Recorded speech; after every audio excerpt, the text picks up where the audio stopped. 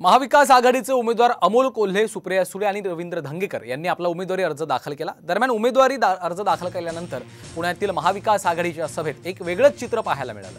महाविकास आघाडीचे तिन्ही उमेदवार स्टेजवर जागा नसल्यामुळे थेट रस्त्यावर जाऊन बसले। अपुऱ्या जागेमुळे महाविकास आघाडीच्या सर्व नेत्यांना स्टेजवर बसणं शक्य नव्हतं। मग ज्यांच्या प्रचारासाठी सभा होती तेच उमेदवार रस्त्यावर कार्यकर्त्यांच्या सोबत जाऊन बसले। दरम्यान महाविकास आघाडीच्या सभेला योग्य जागा न देण्यावरून जयंत पाटलांनी पोलिसांवर देखील निशाणा साधलेला आहे। पाहूया।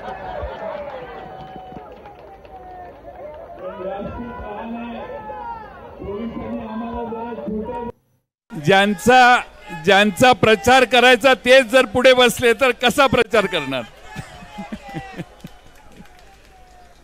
पण व्यासपीठ लहान आहे।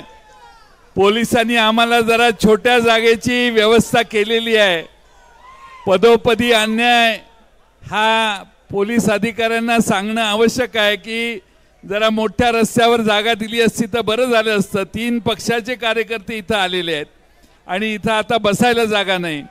पोलिसांचा दृष्टिकोन कसा अन्यायकारक आहे हे या निमित्तानं तुम्ही सिद्ध केलेलं आहे। ठीक आहे, काय हरकत नाही, दिवस बदलत असतात एवढंच लक्षात ठेवा।